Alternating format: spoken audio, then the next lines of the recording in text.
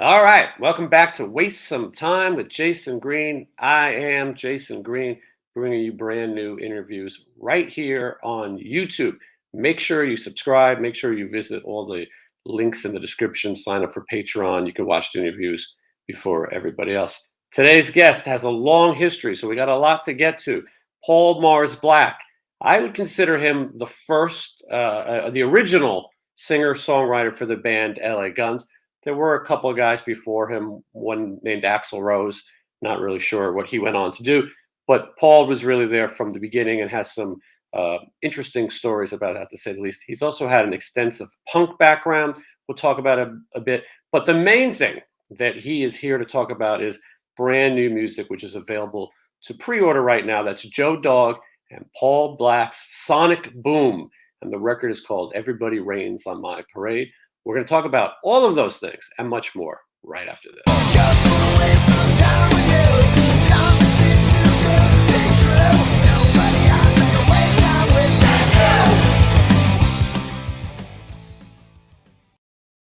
you. All right, let's welcome Paul Black. How are you, Paul? How's it going? Good, Paul. I got to say, you have a very impressive backdrop. Thank you. And I got to say, I love your theme song, the opening song. Thank you. Yes. Yeah. Very punk. Featuring former LA Guns member or current Riley LA Guns member Scotty Griffin on vocals. So, oh, cool. Yeah. But anyway, yeah, it's you were showing me around your compound. You got a great peaceful place. Yeah, it's that's behind me. That's my backyard. It's 52 acres of forest. I don't own it, but there's nobody back there, so it's just vacant forest back there. And here's my little log cabin house, my little dream castle. Mm-hmm. It's just it's great up here. There's no neighbors. It's very peaceful. Lots of decks and I love being surrounded by forest. I either want to be by the forest or by the ocean. Mm-hmm. I couldn't think of a better place to be. And when you say nobody around, what what an ideal thing. Yeah. So, Paul, you grew up in the Bay Area. You're from the San Francisco area, right? Yeah, I was born in San Francisco, and then I lived in, surrounding towns, San Anselmo for a while, Petaluma, Santa Rosa. I guess that's all considered kind of Bay Area. But then we moved to Gold Rush country when I was about 6. We moved to a little town called El Dorado Hills, and it's kind of nestled in the foothills of the Sierra Nevada mountains, kind of by Coloma, Placerville, Hangtown, Folsom, California, all the little Gold Rush towns. And it was a really cool place to grow up. Yeah, and like a lot of guys who kind of got known in the Hollywood scene came from different places. From all over. You hear guys from Rat come from San Diego. A lot of bands. Jet Boy was also from San Francisco area. A lot of people migrated their way to Hollywood. Yep, especially right at the end of the I moved away for a few months. Like right after I left LA Guns, and when I came back into town, there were so many. Everybody and their brother had moved into town. Anybody that had long hair was in a band, even if they didn't know how to play an instrument. They were in some band. Yeah, I think that was the time for sure. The Great Migration, the rock and roll migration. Yeah, so let's talk about Mad Captions. That's your first band, right? Wow, nobody ever mentions that in an interview, but yeah, that was my first Hollywood band. Okay, so you went to Hollywood when you started. How old were you? Just out of college? 20. Yeah. I was a percussion major at San Jose State in 1979, and I was kind of like meandering, kind of making my way up to the San Francisco punk scene and seeing bands like the Ramones, Dead Kennedys, and really kind of getting engrossed in the punk scene. And then I was introduced to a guitar player named Mark Lewis in when I was at college, and I was trying to put a band together to do a gig there in San Jose, and he was going to GIT down here. GIT had just started like right around that time, and he was a really good guitar player.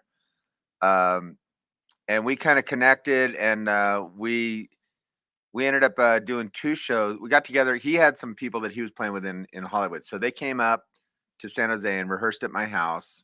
and we did a gig there, and then we drove down to Santa Barbara and Isla Vista, California, and we went to Santa Barbara State, and we played a big stadium with Carmine Appice's band, Right. and we opened up for them, and then we parted ways. I went back to San Jose, and they went back to Hollywood, and they called me up and they asked me to join their band, and I never really wanted to live in LA, but this was but they were all from back east. So when they were all going to school here, and when they graduated, they were going to move back east, and we were going to like move to New York. And that's where I really wanted to go. I wanted to go to New York, and so I thought this is my ticket to New York. And so I left school, dropped out of college, and I moved down here to Hollywood. And we all lived in a house together on Cahuenga and Fountain, and we rehearsed and played, and we started playing around the Hollywood scene, and I got to know everybody in the punk scene around here. We played a lot of gigs at like Madame Wong's, and I forget all the clubs, Blackie's. I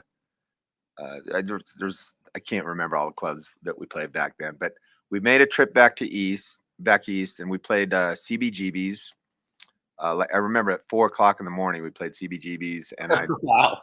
right before we did the show, I went to use the restroom, and I turned the knob, and there was something sharp on the knob, so I sliced my hand, and I was playing drums at that time, and really bad, and it was bleeding and everything. But I wasn't not gonna play CBGB's, so I wrapped it up in a T-shirt that I had, and I played the whole show with this T-shirt wrapped around my hand, and it was bleeding, and that shirt was all bloody, and there was blood all over my drums at 4:00 in the morning at CBGB's. So there's that story. But also on that same trip, we played in Philadelphia. We played the closing night. It was the closing night of a punk club called the Hot Club. It was the very last night, and we opened up for the Dead Boys. Yeah, which is another, these are a couple of things that you're a great interview because I don't have to go to notes because you say it, which is great. But when I heard that playing CBGB's and then playing Philadelphia with the Dead Boys, as a fan of the punk scene myself, these are such iconic things to have been part of, Oh yeah. And at that point, you're a young person yourself, just sort of falling into this crazy world. Yeah, and at the time, I thought nothing of it. It's just what I do. I wasn't thinking that when I played CBG. I mean, I knew it was a big club and stuff, and I wanted to play there, but I didn't really know the entire significance of CBGB's and what had taken place there. It was just like, hey, I want to go play there, I want to go play New York, and even the Dead Boys. It's like, okay, yeah, but the Dead Boys were a live band at that time. I didn't even know the significance of playing in front of the Dead Boys at the time. It was just looking back, I go, wow, I got to open for the Dead Boys, but. Well, and these things, sort of didn't become legendary until later. The Dead Boys is finally sort of earning the respect they deserve, and then the CBGB's movie, which highlighted them also. So a lot of these things, you were in it right at the time. When you're playing CBGB's, this is only 6 or 7 years after the Ramones first play there. And so you were sort of right in the middle of it. No one could have realized this filthy bathroom that cut my hand is going to become iconic. Oh yeah, it was a dump. It's like when I went in there, I was like, wow, this is a famous club, but yeah, it was a great time. I remember just the whole experience of New York, and just I was only 20. It was in 1980, and me and my guitar player getting, we didn't even think to write down the address of where we were staying. We were staying with some friends of the guitar player and stuff, and we went off and we got drunk and just started wandering around the city, and then we realized, wait a minute, we don't know this city. And at that time there was no cell phones, and we didn't know the number of the place we were staying, and we were just, but anyway, it was kind of like we didn't really care. We were just lost in New York, wandering around, and then by some miracle, just wandering down random streets, we finally came across the place we were staying, and we found our way home. But it was the whole experience of just New York at 20, playing music, touring was fun. Yeah, I spent half my life growing up in New York City, and if you're going to be lost in a city, that's the city to be lost in. Yeah, I loved Greenwich Village. It was just something magical about it at that time. Yeah, the time was amazing, and it lasted a little while. Now I think it's, like most things, it's changed. Yeah. So how does that band end? You go back to California. How does it end? We went back to California, and so my thought was we were gonna, we were gonna get through. They were gonna graduate from college, and then we were gonna make the move to New York. But for whatever reason, bands break up, and we broke up. And we were all living together at the time too. I had found us this. It was a mansion in the Hollywood Hills, Mm, and I got it really cheap. And it was like upstairs and a downstairs, and the reason I got it really cheap is because they wanted me to agree to move out in 2 years because they were going to demo it and build a apartment building. We were really sad. It was a really cool house. mm. So I got this house, and I rented it out to all my friends. The band, most of Mad Captions lived downstairs, and I had the upstairs. And I rented it out to this guy named Bernie. Had a big old sheepdog. He was a bouncer at the Cafe de Grand, and actually El Duce lived with me there for a while. Oh, A guy named Spider Middleman lived there with me. A bunch of musicians. They're El all Duce kind of passed. of the mentors. We had Steve Broy on the show, and you could watch that interview. We a lot of talk about how crazy El Duce and the mentors were. So Oh, you're definitely describing a scene. yeah, and here's the thing: El Duce, man, he was pretty wild when he's out. But when living with him, he's like a really nice, down to earth guy. Mm. Well, it's like his whole persona is different out there in the world. He's just insane when he's out there. But then when you're living with him, he's like a whole different person. And we talk drums. He's a drummer, so we talk drums a lot. And um, now I think about it, almost everybody that was my roommate on the upstairs is passed away now. They're not even around anymore. It's crazy, and it reminds you that you're a survivor of that scene because so many people didn't make it. As you said, and so many more that we're going to talk about. I'll tell you a story. I know this is probably not one of your questions, but I'll tell you a story about that house. Yeah. So Mad Captions breaks up. I was thinking of going to. I was thinking of going to. Going back home, going back to Sacramento, and maybe finishing up and getting my degree in music. This was always my intention when I dropped out of college that someday I'll go back and get my degree. Um, so I went. I was gonna go back, but there was a band called the Chiefs. They're a punk band that asked me to do a gig with them at the Cuckoo's Nest. So we played another iconic place, punk punk club. It was in Orange County. It's called the Cuckoo's Nest. I played the closing night of that club as well with a band called the Chiefs. And but when during that gig, they had two bass players playing. One was playing. One bass player had broken his finger, so he couldn't make it through half the set. So we had a sit-in bass player. We had so Walter Spencer. He was a bass player for a band called Dead Hippie, which I ended up playing in. He was so from that band, the Chiefs. Walter recruited me to play in uh, Dead Hippie, and then Scott Franklin recruited me to play in a band called the Mau Mau's, and the Mau Mau's was kind of my main band for the next 3 years. And I didn't really know that much about the Mau Mau's. I was always told in hanging around the punk scene that you got to go see the Mau Mau's. You got to go see the Mau Mau's. Everybody talked about the Mau Mau's, and that's all I knew. You got to see them. Knew nothing else. I hadn't heard any recordings, but we decided that we were gonna do a rehearsal at my house, and I had a big living room in that mansion, uh, and we rehearsed,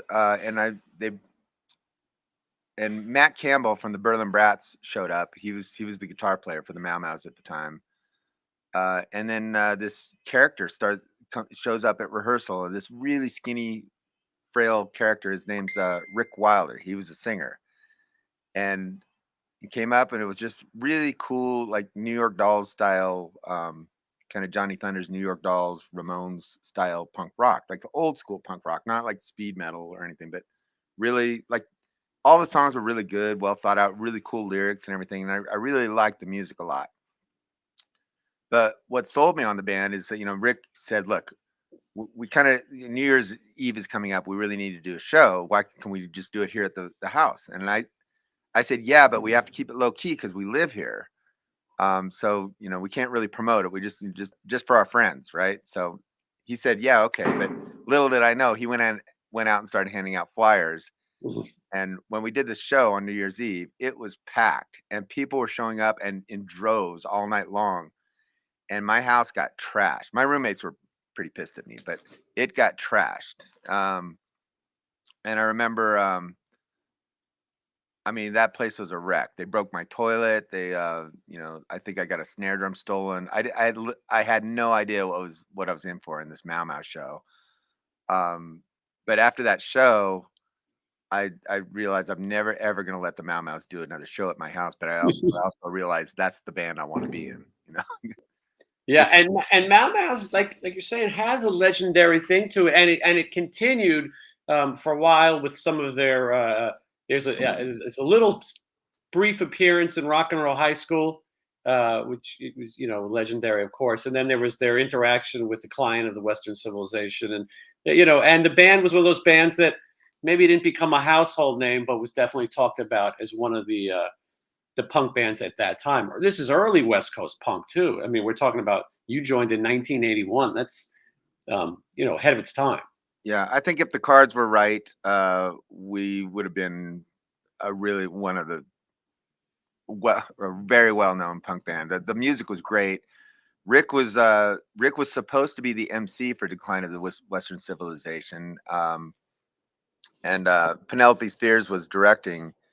And one of the mishaps that Rick was kind of a cocky, witty kind of character at the time, and he was asked to be the MC for the movie, but I guess he got cocky with Penelope and said, only if I get to say whatever I want about the other bands. And he could be kind of snide and everything, Mhm. and I think that's kind of scared Penelope. So I think not only did he not get to be the MC, but the Mau Mau's didn't even get featured in the movie, Yeah, and it really gotcha. should have because we were on top of the scene at the time. It, So that was it it shows you the danger of having those type of personalities sometimes yeah. involved. It's And then around this time that you go by Paul Mars.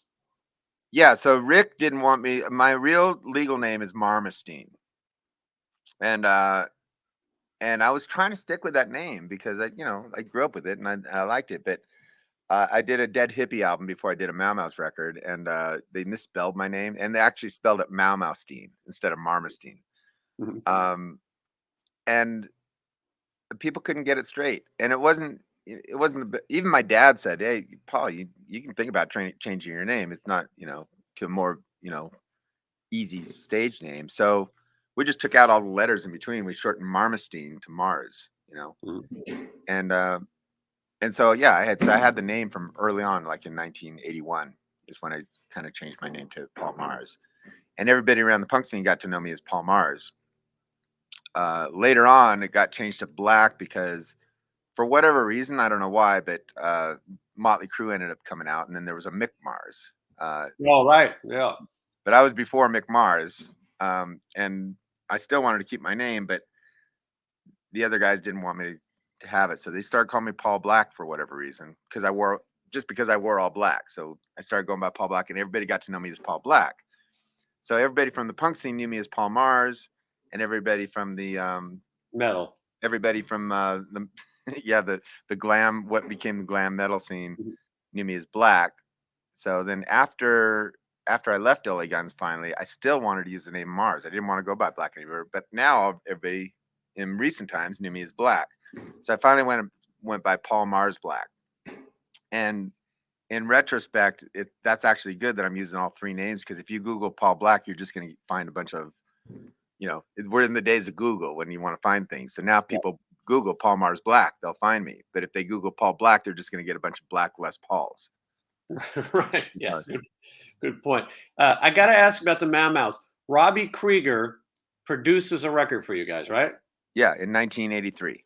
Now, this is an odd mix. I mean, Robby Krieger, obviously of the Doors. When you think of punk rock, you don't necessarily think of Robby Krieger, although bands like the Ramones loved him, and later he would, play on one of their records and things. Tell me how this comes about. Okay, so we had a manager at the time that was friends with Robby Krieger, and Robby Krieger liked the band. He'd come and jam with us and stuff. And we had booked 2 days to do some songs at Mad Dog Studio in Venice, California. And at the time, I had a really nice Gretsch drum kit. And at the time, I had a girlfriend that, and well, I had a Fibes kit was my original kit that I was playing with. It was, and I'd lost the spikes to the hold up the drum, and I didn't have a drum throne for that kit. But my girlfriend had taken off, left. We broke up. She took my drum set, my nice Gretsch kit. So all I had was this 5 kit that couldn't even, if you put a tom tom on it, it would just kink over to the other side. So I had to we did the session with Robby Krieger, and it was a little bit embarrassing because the drum heads were all old, so I wasn't happy with the sound. I had it propped up with bricks, and I was sitting on like a milk crate to play the drums for this recording session, and and we got Robby Krieger producing. So um, Robby Krieger, we do a day where we lay down all the rhythm tracks, and then our guitar player didn't show up the next day to do the lead. He's supposed to do leads, but I think he was kind of like he wasn't like a lead player. He didn't really like doing leads. Um, he's more of a rhythm player, which is that's the most important part anyway. But he, for whatever reason, he was drunk, hungover, whatever, but didn't show up.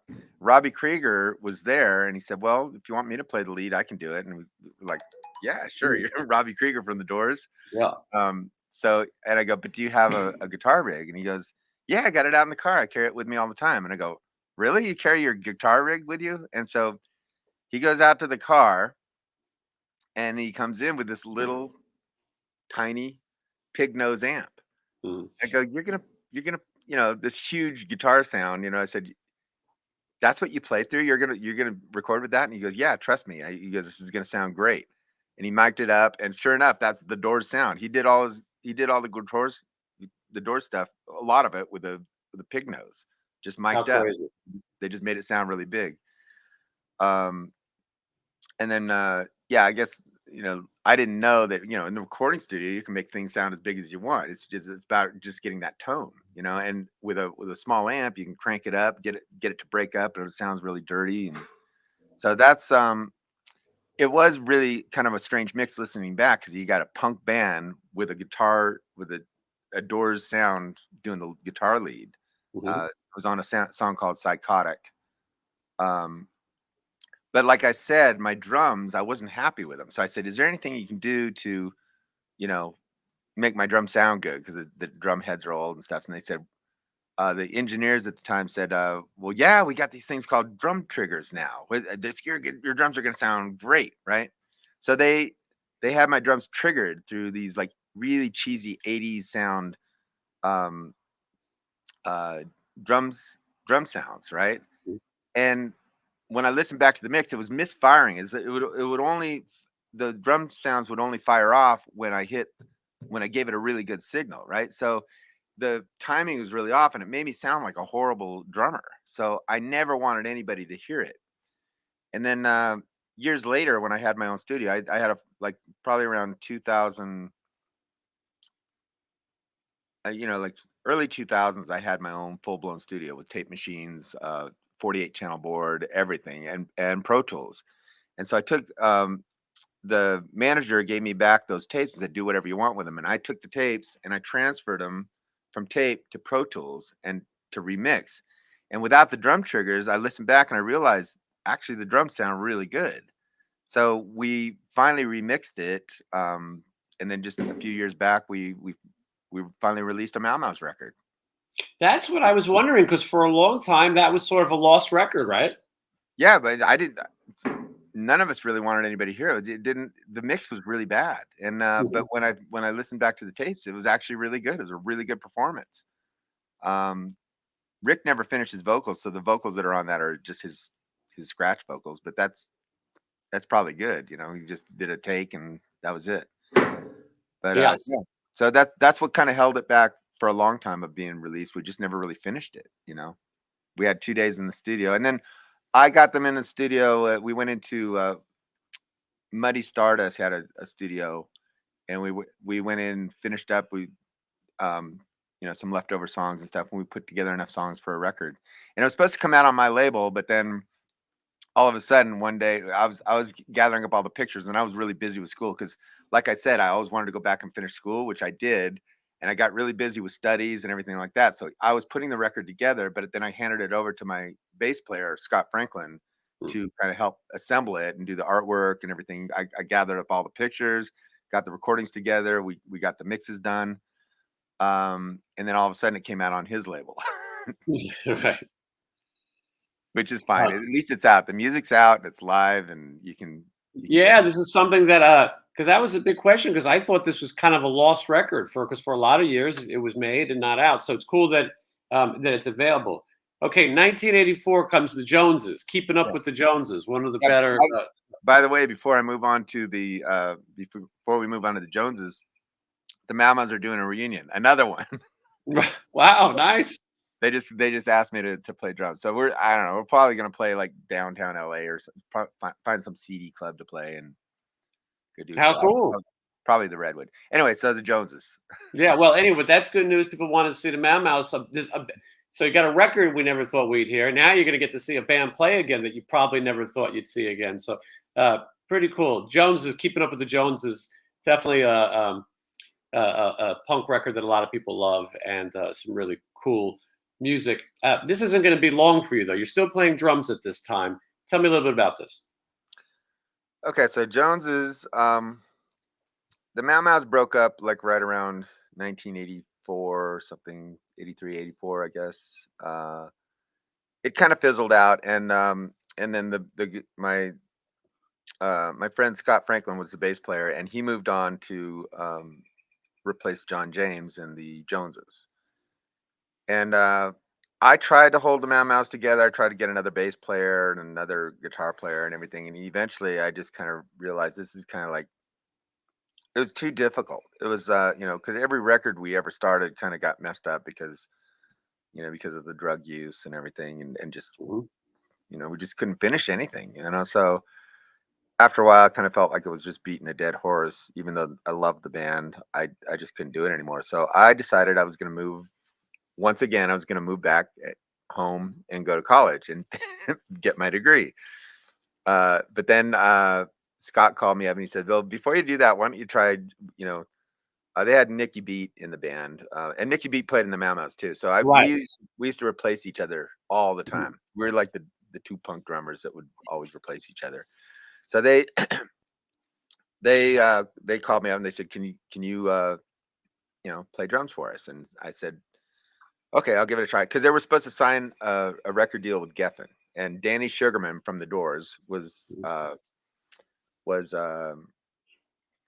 Managing? yeah, he was the manager at the time, and he was either going to have Ray Manzarek or Steve Jones from the Sex Pistols producing us. And I met Steve Jones. Steve Jones showed up at a few of our shows, and so that's what we thought we were going to do. But the talk was just going on and on and on, and nothing ever happened. And we were starving, and we needed money, and finally they just they fired Danny Sugarman and decided to go with an independent label. I forgot the name of the label, but anyway, we just did a little independent label, and we and it came out really good. It was a record called "Keeping Up with the Joneses." Mhm. But then simultaneously, I joined the band because I said, like, I'll join you guys, but I've been writing songs for years, and I just said I want to incorporate some of my songs into the band, but I couldn't. They didn't like the idea of. They said, yeah, well, yeah, by all means, let's do some of your songs. But when it came down to sitting down with them, doing them, it was a whole different story. Once I was in the band, it was like they didn't like the idea of the drummer writing the songs. So that's when I started a side band. It was going to be called. I started a band. I joined a band called Shango, and I was trying to write songs from behind the drums, and they were doing some of my songs, but I was singing the songs to show the singer how to sing the songs, and then everybody was saying, "Well, Paul, you should be the singer," and that kind of caused a friction between me and the singer. I guess he didn't like that, so I left the band, and then I met up with Mick Cripps, and we were going to start a band called Faster Pussycat. Mhm. Uh, and I was just going to sing and write the songs and maybe play guitar, whatever else was missing. But then Mick ended up jamming with Nikki Beat of all people, Right. and Tracy Guns at a little rehearsal studio that Nikki had called the Love Palace, and it was in Atwater, I think, no, or somewhere in LA. But so we went and rehearsed there, and we did a bunch of I taught him a bunch of my songs, and then we did some Aerosmith songs and some Alice Cooper songs and Mitch Ryder songs, and we're just rehearsing, and we it was kind of a good chemistry. But we got a call that night, the first rehearsal. The owner of the Cafe de Graham wanted us to come down and play closing night of the Cafe. The Cafe de Graham was the big. It seems like I always play these closing nights of these big punk. Yeah. So there was that. Well, I didn't close CB. I played CBGBs, but Hot Club was the very last night of the Hot Club. I played the Cuckoo's Nest, very last night of the Cuckoo's Nest, and here I am now playing closing night of Cafe de Grand, another big punk club. But anyway, it was kind of an eclectic mix of like mohawks and long hair, and punks, you know, metalheads, everything, Mhm. and it was packed. And we did a show. I believe we went under the name Faster Pussycat, and we played the show, and it was a big hit. So we decided to keep the band together. But then after that, and all of a sudden I'm transitioned into LA Guns when we're supposed to be talking about the Joneses. But anyway, Well, but we're moving in order. yeah. So anyway, yeah. So we decided to keep the band together, and then there was a guy named Raz that talked us into switching and using the name LA Guns because he had a bunch of. He said he'd finance us and back us and gave us a bunch of promotional material. Right. Now But this then guy's name was Raz Q is his name. Raz Q, yeah, Yeah, who and was he? he had a he had a he had a rehearsal studio for a long time called Folk U. Mhm. Oh, it's like French word, Folk U Studios. I guess he thought that was funny, but anyway, all the bands in Hollywood used to rehearse there. And then back to the Joneses. I was playing drums in the Joneses and playing and then singing for LA Guns. And so LA Guns was my songwriting outlet. I was writing all the songs for LA Guns, and Joneses weren't letting me write the songs, but I still loved the drums. So I stayed with I've stayed with LA Guns playing drums, and I would I would sing and write songs for LA Guns. And then I had the both best of both worlds. I got to stick with my first love, playing drums and sing, and it was opening up musical avenues for me. But of course, it got to a point where both bands were really popular, and the Joneses sat down with me and they said, "You need to make a choice." They gave me an ultimatum, and we just recorded the "Keeping Up with the Joneses" record. Um, and they said, "You got to choose which band." And I said, "Well, I'm kind of, you know, that band, they're doing my songs." That's kind of like my words and my expression. I don't really want to leave the band. They said, "Okay, well, that's it. We're going to get another drummer then." Um, so I said, okay, so we parted ways, but they got another drummer, and then actually, so we hadn't recorded. Actually, we hadn't recorded the Keeping Up with the Joneses yet. They got another drummer, but they weren't happy with his drumming. So they asked me to come back and record the record. So I came back and recorded the record for them. And then they wanted me to take my picture for the record. So I was going to sit in, get my picture taken for the record, but then they canceled the photo shoot, and they said we'll reschedule, right? And then next thing I knew, they were putting the record out, but they got a guy named Glenn Holland to sit in for the pictures, and so Glenn Holland had his picture on the front of the cover for Keeping Up with the Joneses, and he got listed as the drummer. So Mhm. I didn't even get credit for playing This the is a drums on that this record. is a pattern in your career. Exactly. It's the story of my life, Mhm. and that hence the song "Everybody Rains on My Parade." That's the theme song of my life. Yeah, which we're going to get to. That's the new single that Yeah. we want people to check out from Joe Dog and Paul Blacks. sonic boom. But okay, so and the story that I've always heard for years that Mick Cripps was also kind of jamming with Tammy down here and there, and he sort of gave Tammy that Faster Pussycat name. A lot of people thought that maybe Mick had been in Faster Pussycat, but that doesn't seem to be the case. Well, you might say that both me and Mick were in Faster Pussycat. Yeah, that was mine and Mick's name. Hmm. So the name came from the movie Faster Pussycat Kill Kill. My roommate, uh, my roommate at the time had the movie, and we and I lived, so Mick would come over and we'd watch that movie, Faster Pussycat Kill Kill, and we just thought, hey, this would be a great name for a band. I don't think that Mick actually technically gave it to Tammy. Me and Mick together, before I decided to switch over to singing, uh, me and Mick together had asked Tammy to audition for us, and we thought, hey, he might look the part. He wears makeup and he has long hair and stuff. We didn't even know if he could sing. We Hmm. just said, hey, we're going to start a band called Faster Pussycat, and I was going to play drums. Mick was going to play guitar. We were looking for a bass player, and we asked Tammy to maybe sing. This is just all potential stuff. We were just talking at the time. Right.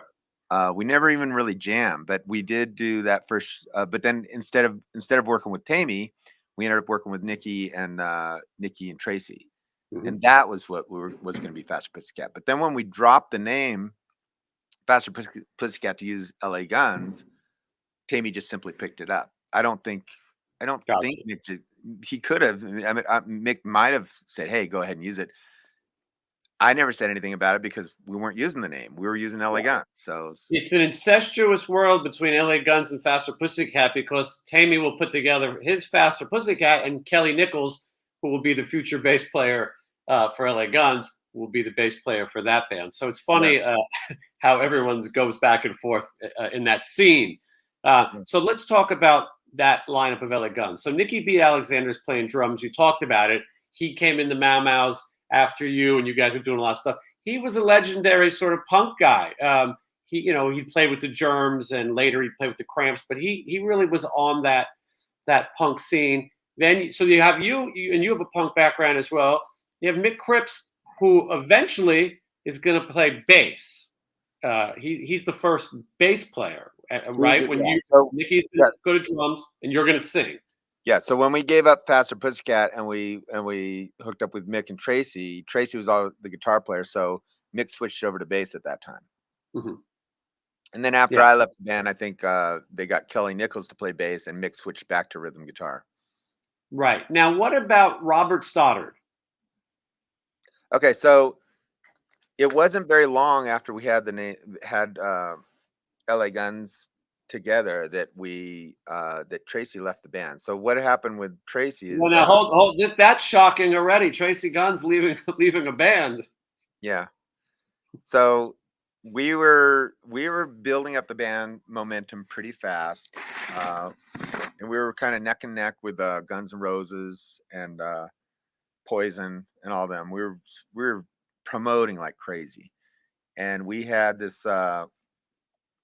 show booked at, and this is really sad in a way, but it's so it makes me sad talking about telling this story. But we had a big show booked at the Troubadour, and we promoted the heck out of it. We had full page ads. We had flyers everywhere. Everybody in town knew about this show, and the word had gotten out about us pretty early on. And we were really neck and neck with Guns N' Roses at the time. Both bands were very popular. Um, but everybody was going to be at this show. Motley Crue, all kinds of managers, all kinds of uh, managers, radio. This was our showcase to get signed, you know. And we and Tracy decided to take off for New York right before the show, and he had he was supposed to he wanted to go play with this Penthouse playmate that was signed to Atlantic Records because she had a record deal, right? Mhm. And he just flew to New York, and we said, well, look, this is a bad time to take off. And he goes, look, trust me, I'll be back. And he was there, and he was out there staying in New York. And he was hanging out with this Penthouse Playmate and her boyfriend, and supposed to be recording or something, doing some recording, and then he was supposed to come back in time for the show, right? I found out years later that they were trying to get rid of him. You know, they were trying to, he was just kind of like staying at their house in New York and, having a free ride, and they, they were trying to get rid of him, get him out of the house, and we were trying to get him back to our show. We needed him to play this show, and he kept saying, we were getting nervous. Finally, the day of the show, he calls and said, "Guys, I'm sorry, I'm not going to make it back." And so he left us high and dry after all this promotion, our big showcase, our big, it was a sold out show already. And so we wanted to stay on good terms with the promoter. So we didn't want to just cancel and leave him high and dry. And so we asked our friends Guns N' Roses to take our place. And I was at the show, and it was the saddest thing to watch Guns N' Roses play to our sold out crowd. And from that point on, that was all the momentum Guns N' Roses needed to get signed, and just take off. And then we had to play catch up. That's when we got, to your question, that's when we got Robert Stoddard. I was a big fan of Dogs D'Amour, or had heard about Dogs D'Amour. Yeah. And Robert Stoddard was a singer and guitar player for Dogs D'Amour. And he was a real, whereas Tracy, I was always trying to get him to tone down, because I was more into punk, and also Hannah Rocks was big at the time. So we wanted more of that kind of Keith rolling. When I started LA Guns, I was trying to start a punk version of the Rolling Stones. Mm-hmm. I didn't want, I wanted to be very, very far from metal. And, cause I just felt at the time, if you're going to be a metal band, you're a metal band, and that's it. And once you get pigeonholed into that genre, it's really hard to break out and do what I love to do, which is punk or blues, Americana music. I like to mix everything together. I like a little bit of everything. I don't like to stick to one genre, metal or anything. So we couldn't really get Tammy to tone down anyway. And then when we got Robert Stoddard, it was a breath of fresh air for me, because he was more of a Keith Richards style player, very bluesy, rhythm, a lot of rhythm, not hot dog, mile a minute playing, very, very melodic. And he sang, and he sang great. He had a beautiful voice, and it matched well with mine. So we had harmonies at the band, which we never had before we got Robert, because nobody else would sing. So I had somebody who would do harmonies with me. We wrote together. He was a great songwriter, so we co-wrote together. Plus, he brought in songs of his own, like LAPD, Everything I Do. There was some songs that he brought in that were great. Very talented musician, and and I loved Robert. I loved having him in the band. Tracy came in a couple years later, when we finally kind of, after abandoning us, and nobody wanted him back in the band. I didn't want him back in the band. Nikki didn't want him back in the band. Mick, for some reason, kept pushing to get Tracy back in the band after he'd already screwed us on that Troubadour show. Paul, did you guys play shows without Tracy, with the four of you? Yeah, it was just me. Right? No, we didn't have Tracy in the band for a long time. It was just me. Yeah, Robert was the replacement, and he was great, And then Mick kept pushing to get Tracy back in the band. I didn't want him back in the band, but we did a show at the Roxy, another sold out show at the Roxy, where we finally agreed to let Tracy sit in, and then once he sat in, then that was it. And after Tracy got back in the band, that was the kind of kiss of death for the original band members. It was Robert left shortly after, because he started taking a metal direction, which he didn't like. Then I left. Well, actually, it was a really weird way that I left. We were getting signed, and we were getting signed to a record deal. Oh, so okay, this is a weird story. I wrote a song called Love and Hate, and this is and we had a bunch of labels looking at us, and Polygram was one of them. Polygram was showing up at our rehearsals, and they saw me, and this is before Robert left even. They saw me doing a song with Robert out in the back in the corner, and they go, "That's a great song." And they said, "Who wrote that one?" I said, "Well, I wrote it a long time ago. The band's rejected it twice." Mick didn't want to do it early on in the LA Guns career because he said it sounded too much like a Dead Boys song. Mhm. So, like, that's a bad thing. But Yeah, it's not. Yeah. anyway, this is the song that got the band signed. They said, "Okay, that's your first single. We're going to sign the band," and that was it. Shortly after that, I guess Robert left the band, but the the manager and all the band members wanted to do a interband meeting, right? And I remember showing up to this meeting, and I got blindsided. They were all on top of me to sign a contract, splitting all my publishing equally with the whole band, which I didn't mind sharing a piece of the pie. But I guess so. Vicky Hamilton had done a deal with Guns N' Roses where she talked them all into splitting the publishing, which was probably the best thing that ever could have happened for Steven Adler, because he was a drummer that didn't write anything, got 1/5 of the publishing. They wanted that scenario to transfer over to LA Guns, and I just didn't see that it was fair to split a song that I wrote that was getting the band signed, that was kind of launching our career. It didn't seem right to me to split the band, split a song that I wrote 100% that was rejected twice by them, that was finally getting us signed, to split it 5 ways, and ended up with 20% of a song I wrote. I didn't understand publishing. I didn't understand the relationship or why they were after my publishing so much.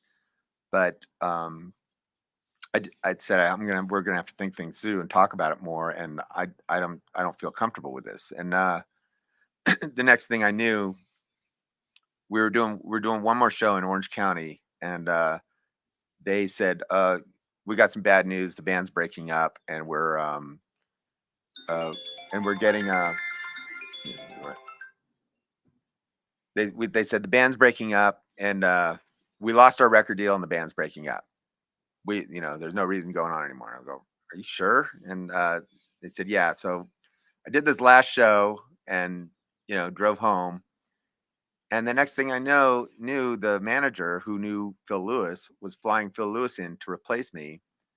They ended up keeping the record deal. It was just a big lie. They kept and not only that, they shortly before that, I think this is all planned out. I had a stack of videos of all our live shows for LA Guns, and they had showed up at my door to borrow them. They said, "Look, we want to copy these for promo, and then after we make copies of these tapes, we'll bring them back to you, right?" And I didn't know what was going on. So we did this last show. They still had the tapes. They said they said at the show. They waited until I was at the show, and they said, "We're breaking up. This is our last show ever."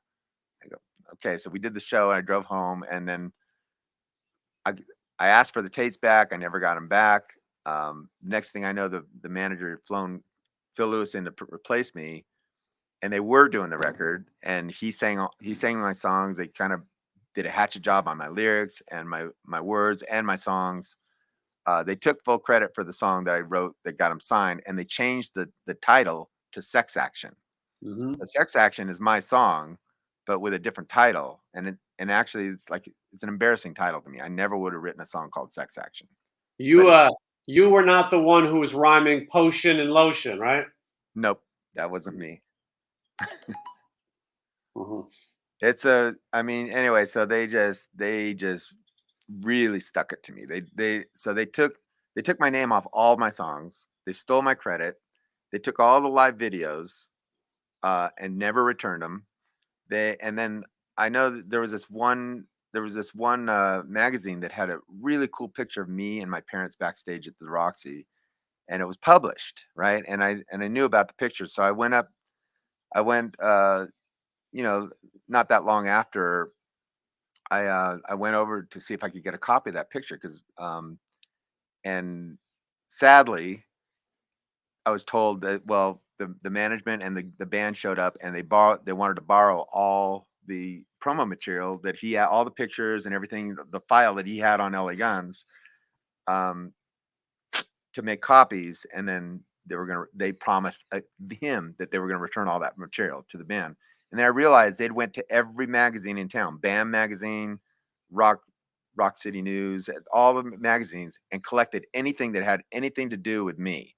So not only did they not credit me on my songs, they set out to, or they wanted to erase my entire time in LA Guns, which they pretty successful doing. They all those live shows, they're gone. I have no idea.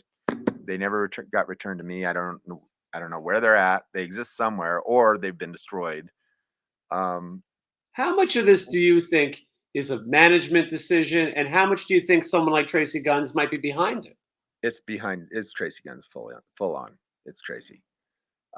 He not only did they, and I always kind of gave Phil Lewis the benefit of the doubt that maybe he was just told that he given the freedom to change my lyrics and butcher my songs and take credit for my songs.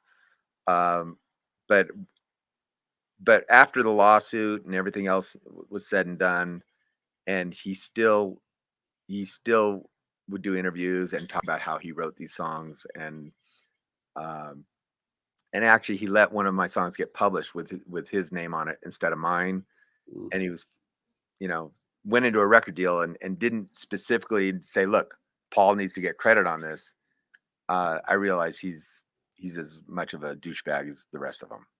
So Yes, I have no respect. I have no respect for any of them. I don't think, for me, I'd rather be where I'm at and not, on low key underground kind of level, and have my integrity about me, that the stuff that I do is my stuff, that I'm taking credit. I'm very passionate about my music, yeah. and I'm going to put my name on stuff that is mine.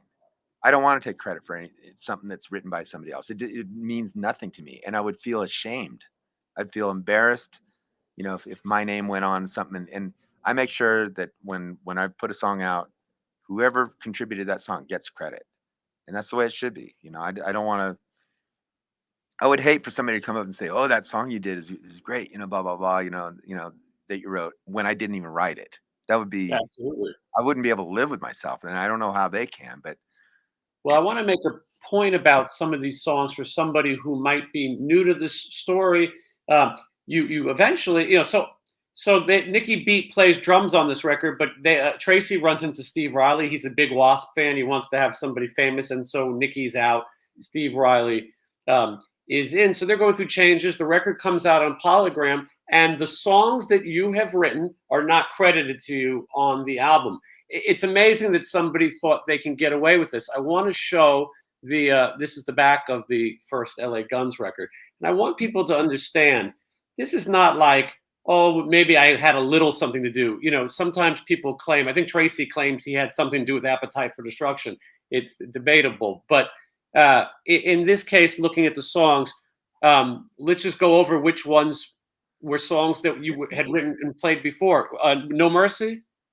okay, No Mercy was my song. It was 100% my song until uh and it was kind of based on a Mau Mau song that I used to do. It was, and I wrote No Mercy, words and all. It had great lyrics, which they again did a hatchet job on. Um I showed up at rehearsal one day and they had done this big arrangement. Tracy, Mick, and Nikki Beat had done this big, uh, kind of a complicated arrangement in the middle of the song, a breakdown of the song, right?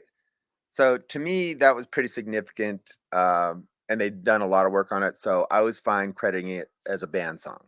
Mhm. After that, but the meat of the song was really straight ahead song, was just kind of a punk song that I wrote. Yeah. Um, Okay. and but I did agree to credit them. But when it hit the record, I didn't even get. I don't know who got credit on that one.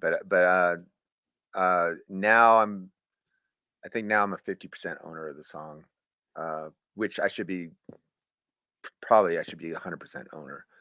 But When you wrote these songs, so you wrote the melodies to these songs. So if you change the lyrics, the melody of the song is still the same in most cases. Did you also write guitar parts?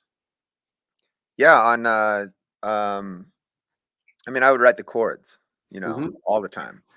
Yeah. For Sex Action, I not only wrote the chords, but I wrote the guitar riff. And Hmm. and the guitar riff was just a friend of mine showed me how to do a pentatonic scale. And I did an open. It was a real simple guitar riff. And here's the weird thing about Sex Action. Sex Action was originally called Love and Hate, Right. and they changed the title to Sex Action and recorded it. And that was the first single. That's the song that I wrote that got them signed. Uh, for whatever reason, I think they felt like if they changed my lyrics and turned things around or something, they could just take my name off and put Hmm. their name on. Tracy had nothing to do with it. Not, I just, as a matter of fact, like I said, that song got rejected twice. And the guitar riff is just kind of there's a little chromatic scale in it and a pentatonic scale going down. And I just threw these in there. And now one of the weird things, years and years later, I saw a YouTube video of Tracy giving a tutorial on how to Hmm. play that song and talking about how he came up with the riff. And it blew me away that he could sit there and just boldface just put out this lie. I'm going to turn around here. Um, of a song that he didn't even write, not even the guitar riff.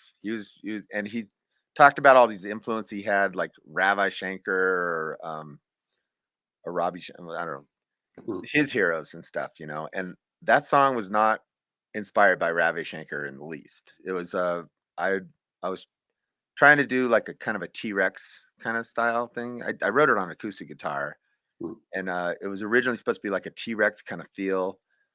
Um, and Tracy was just throwing out all these people about how he'd come up with this guitar riff that he didn't even come up with, and it's like, and I was just thinking to myself, what kind of a guitar he wants to kind of present himself as this guitar hero, but what kind of guitar hero? I could barely play guitar, and I came up with that riff, Hmm. and he's teaching it as if he wrote this great thing, and Do you think he told the story so many times that he just started to believe it, or do you think he just said, "I don't care, I'm just going to go out and lie"? well, maybe, yeah, maybe. I mean, he's been living it so long, this lie. Um, but I mean, God, what a way to have a career to, live. It's a strange one for sure. One more reason, is that one of yours? Yeah. Oh, so one more reason. That's a that's all my song too. But I kind of gave Tracy credit because well, I didn't even get any credit. But one more reason is a song I wrote. I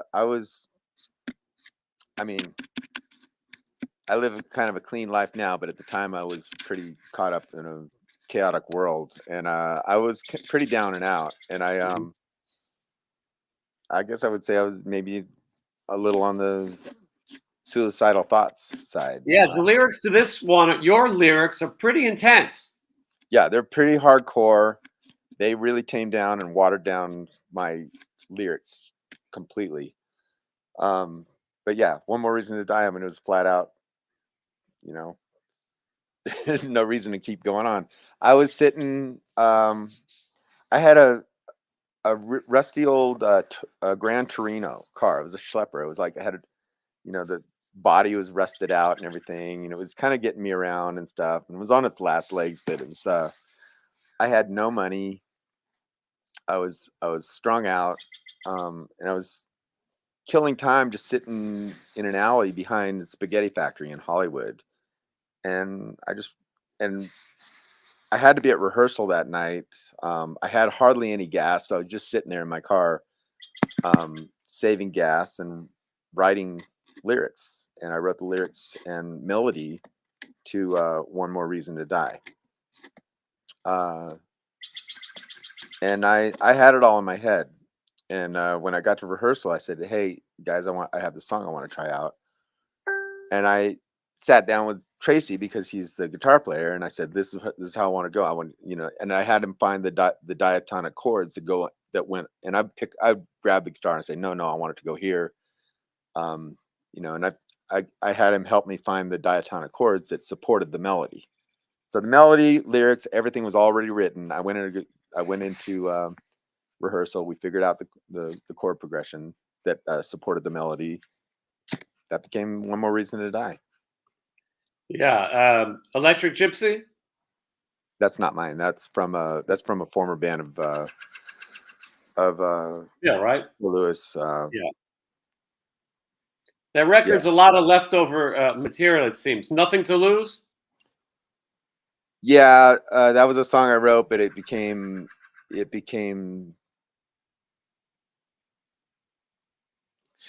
this point I can't even remember what it was called before, but it wasn't called Nothing to Lose. Gotcha. Okay, but it's one of yours that got a new title. Bitch is Back. That was a different title also. Mm-hmm. I know that's not one of your favorite titles of theirs. No. And then One Way Ticket's yours also, right? One Way Ticket is, I wrote it about a girlfriend I was living with at the time. So it's funny, that these songs had become so identified with that record. It's one thing that if things didn't work out, had they credited you, but they did not. And on the second record, Cocked and Loaded, the song Never Enough, which was called Looking Over My Shoulder, is the same exact song, different lyrics, but there's videos of you guys playing it in the clubs in 1985. It's the same song, almost identical. But I don't see a writing credit for you on that one. No, they didn't. They sent the song to me before they released the second record, and I said no. But they changed it for a second. They changed it to something called "Can't Stand the Rain," and I played it back for me. I said, "Yeah, that's my song. You better credit me on it." And then they didn't. What they did with "Never Enough" is they hired 2 outside songwriters to change my lyrics, and then they released it as "Never Enough." And I don't know if this is a tactic to get me to take less of the song or something, because what they did is like they complicated the lawsuit, because then here's the 2 outside songwriters that I don't know that I would have to include in the lawsuit.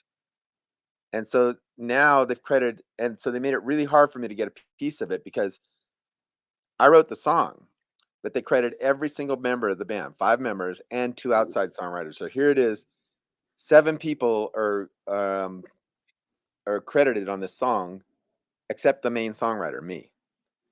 So they've split it up 7 ways, and so here I am having to go after 7 people to get my song back, and they just made it really difficult for me. The lawsuit was complicated all the way around. Eventually, it got to, but the biggest, I mean, in retrospect, I don't know. My career probably would have been better off if I had just let them have my songs. But Well, how do you you do said, that? you've said that it was, the best and worst decision you could have made.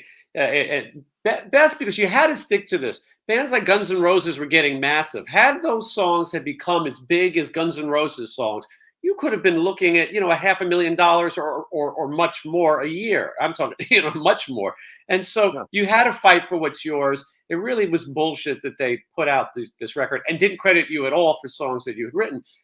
And on the other flip of it is you had put together your own band, Black Cherry, and were in the process of trying to get your own record deal. And Yeah, and I you can couldn't do it. explain what was going wrong with that.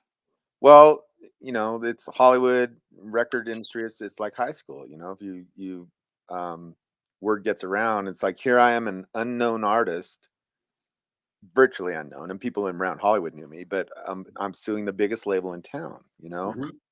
First of all, lawsuits are expensive, super Very. expensive. So anybody that took me on and wanted to sign me would take on that liability of, here I am going after my songs, which by all means anybody would, when it's 9 songs altogether, and yeah, what if they did reach platinum status and everything, and I'd be beating my head against the wall if I never did anything about it, so I had to kind of stick up for myself. But on the same hand, I had the biggest unsigned band in town playing around town with Black Cherry, and that was a way better band than LA Guns musically, talent wise, musicianship wise, songwriting wise. I developed even better as a songwriter. We had some great songs, and it was a great band. I'm sure if we had gotten signed and gotten something out, we would have annihilated anything LA Guns had done. It just wasn't in the cards because I was suing a label, and we had Virgin, we had A&M and Virgin Records were putting us in the studio to do demos, but nobody would pull the trigger until the lawsuit was over. They said, and every single Arista wanted to sign us. I got Capitol calling me in. We didn't have good management at the time, so Capitol was calling me saying, "Hey, can you come meet with us?" And I would go over to the Capitol building and meet with A&R people. Nobody could pull the trigger until everybody's saying the lawsuit has to settle before we can sign you. So at one point towards the end, I was telling my lawyers, and I had no money to finance a lawsuit. So I had this young lawyer that was doing it on contingency, and they didn't have any interest in settling the case because if they let it get within 30 days of a court date, they would get 40% of anything they recovered from me. It was a really bad deal I had with my lawyers, and so they had no interest in settling it right away. So they stretched it out for a few years, and then towards the end, I was saying, "Look, just settle it. Just settle it. I don't care. Just settle it. I need to get on with my life. I can't be in this lawsuit anymore. I can't get my new band signed until this one's done." So we finally settled it in.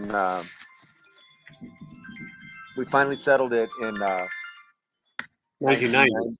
1990, and at that point, I thought, okay, now I can get on with my life, get this band signed. It's over with. So I went back to all the people that were had been wanting to sign the band over the last year: Virgin, A&M, Arista, Capitol, all the labels. I go back, and it's like, it was the worst timing in the world. It was like it was now the days of Nirvana, and even though I was credited with 2 gold records for the songs I wrote in LA Guns, it was the kiss of death for me. It didn't matter how big LA Guns were. You did not want to mention that you were in LA Guns. If you did, nobody wanted to sign you. It was a bad thing. Even if you said you were in Guns, part of Guns N' Roses.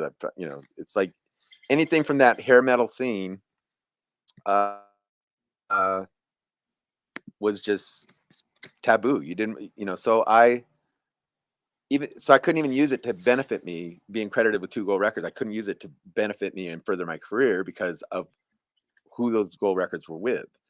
So I had to kind of keep my mouth shut about that. And I would go to these people that already knew me and knew me from being in LA Guns.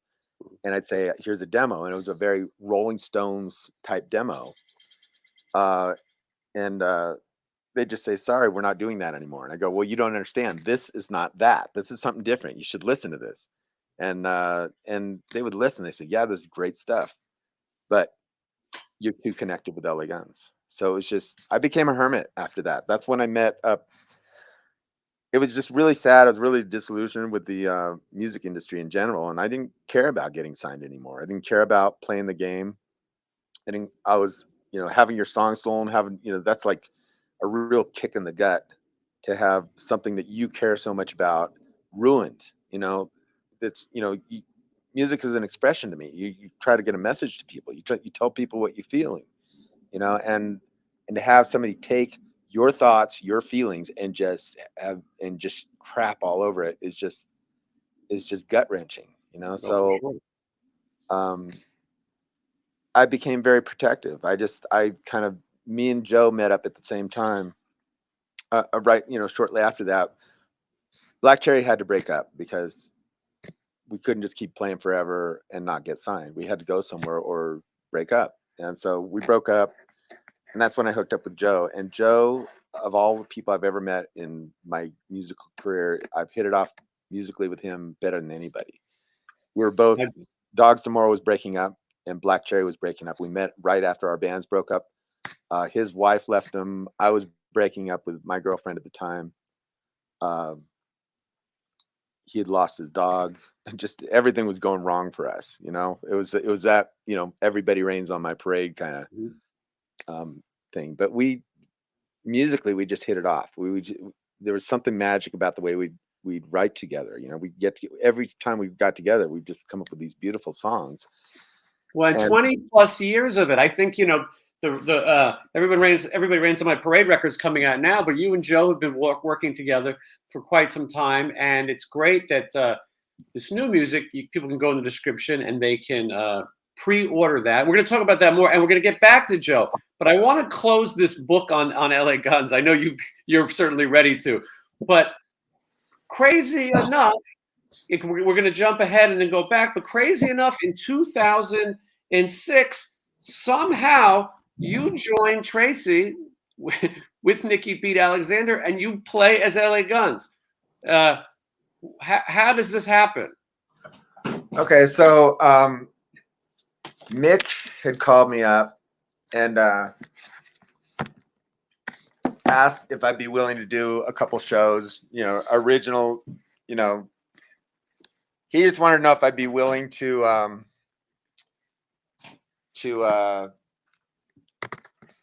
sorry about that. I'm trying to reposition and plug That's in all right. my phone. Okay. So he wanted to see if I'd be willing to do a couple of shows, reunion shows, just like maybe 6 shows, I guess. And he said, you know, we're going to try to get like, you know, $5,000 a show and whatever, make a little bit of money. He was looking to make money. Mm-hmm. And so he called me up and said, you know, would you be willing to do that? And, you know, and they were apologizing to me. They were saying, you know, sorry, we know we kind of screwed you over way back then. I always wanted to apologize about that, blah, blah, blah. So they're kind of, you know, it was all kind of fake, but you know, they were just, they wanted something. Yeah, they just thought it would be a big deal to, you know, put the actual original band together. They thought this would be a big thing. And, you know, they were right. It was a good idea. And then Mick also wanted to, because he knew I had, you know, during the lawsuit, I had kind of won the rights to the original recordings, although we didn't have access to the original recordings. They took the original masters, and I never saw those again either, even though those were paid for out of the shows that we had done. So he wanted me to do a deal with Cleopatra Records, and they were going to give us like $10,000 or something minimal. And, you know, and I, you know, for, you know, just for an initial advance, you know, to do it. And then I said, okay, sure. You know, so we went through our shoe boxes of cassette tapes because we didn't have the masters, and we just found the best versions of what we could. You know, some of them weren't even playable. Some of the songs that we recorded weren't even playable. That we couldn't even find playable versions of them. So we just found what we could, and we put it together for a record. I had a friend that worked at Bernie Grumman Mastering who kind of doctored it up and made it sound the best he could. And these were just the demos that were just saved from cassette tapes. And we were going to do a record with Cleopatra Records, and they sent me the contract because basically I was the only one going to sign the contract. I said, well, shouldn't we all be signing it?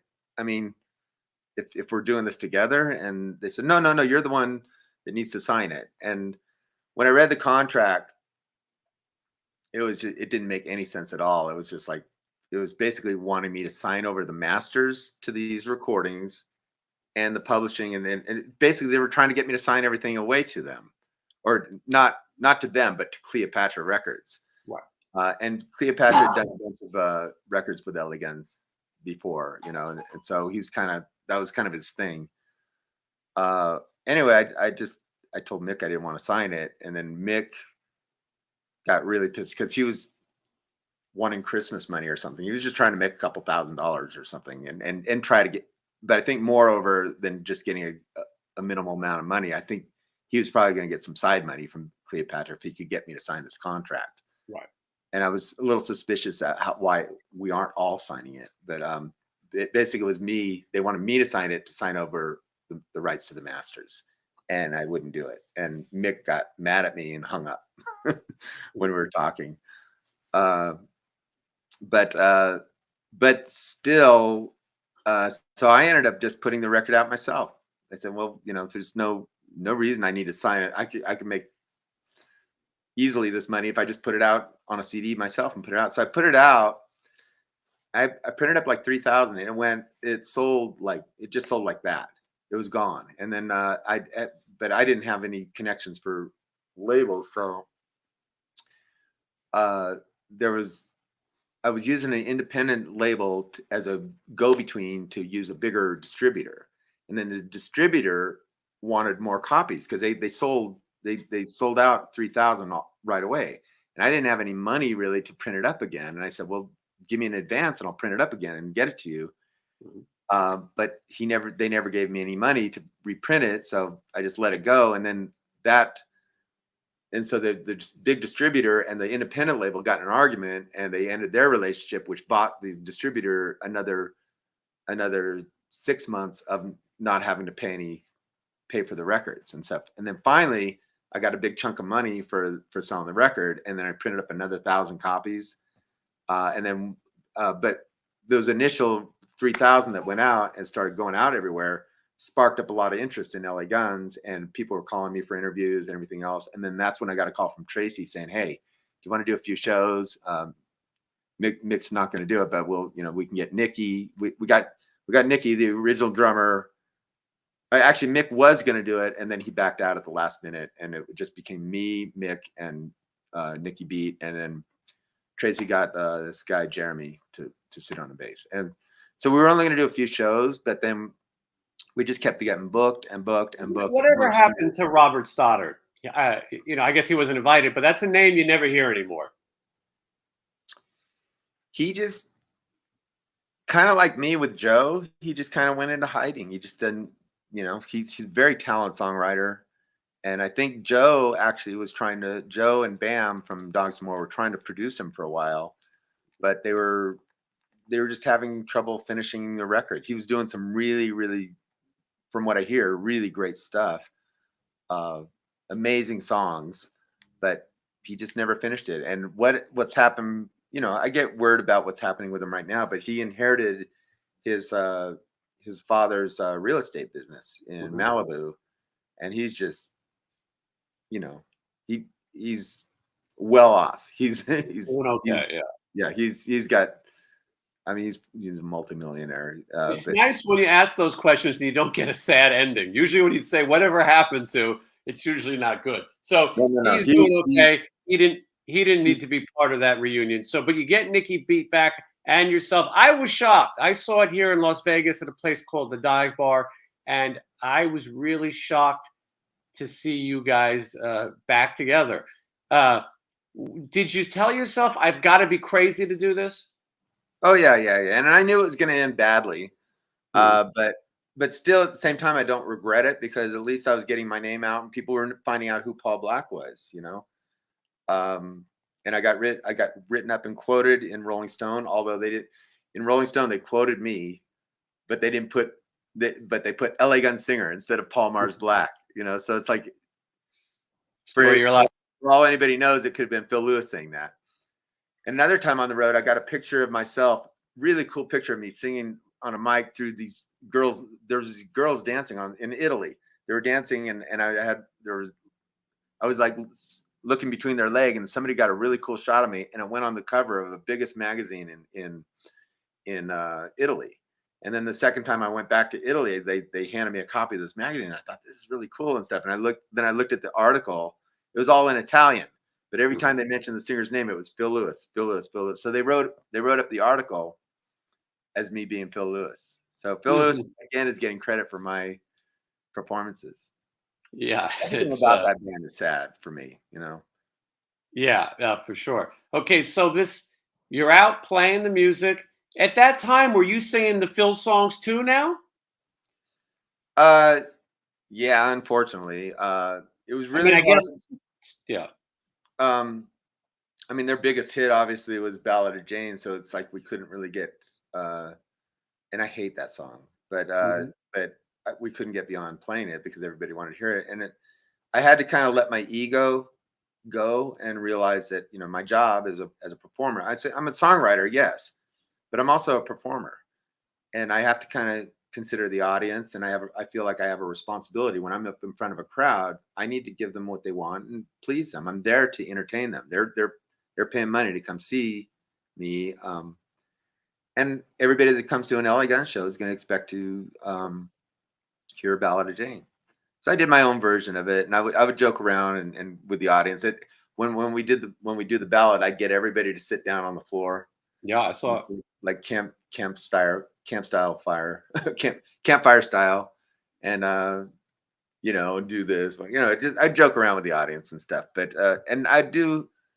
And when we did Sex Action, I tried to do my original lyrics, but people have been hearing that for so long. I can't. They're singing along with me, so I can't compete with the audience and sing something opposite of what they're singing. So I had to. With One More Reason to Die, I was able to sing my original lyrics because the melody was so matched up that people didn't know. You know, it was close enough that I could get away with doing my original lyrics for One More Reason to Die.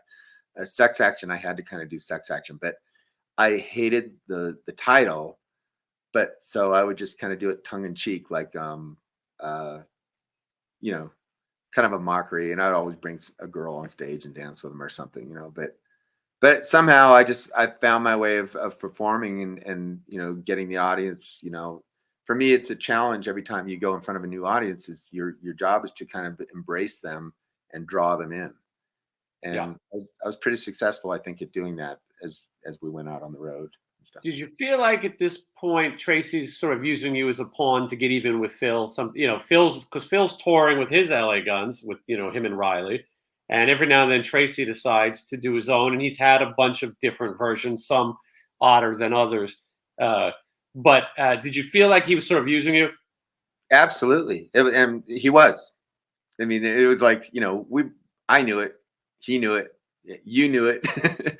He was for sure, you know. But at the same time, it gave me an opportunity to, like I said, I got a little publicity out of it, and got some write-ups, and people figured out who I was. So now, you know, I built up a little, and probably it would have been smart of me to kind of get, after that relationship ended again, and I was not done touring with them. I probably should have put Black Cherry together and gotten out and played, but it wasn't in the cards. It was just, you know, I was at that point I was raising a kid, you know, who didn't really like me going out on the road, and that became more important to me, just sticking around and raising my son. And that's when I finally, after I got off the road with LA Guns, that's when I finally decided I'm just going to go back to school and get my degree, and I did. You did. It took a while, but you did stick it out. The last on that LA Guns. So Nicky Beat did not last. He was the first one out. Yeah. Was he just wasn't for him?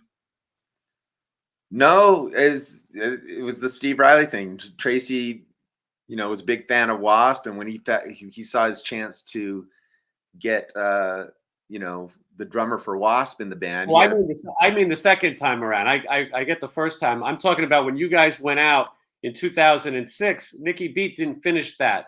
You know, Chad Stewart comes in at some point. Why did Nicky leave? Oh, okay. Well, now this is odd. I don't know, but somewhere, I'm trying to get a hold of him. It's not easy.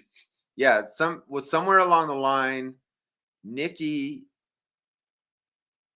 didn't like me for some reason, and I was pushing to have him. I said I'm going to do it if we get Nicky in the band, right? And I love Nicky, but for whatever reason, something triggered him where he just started hating me, and he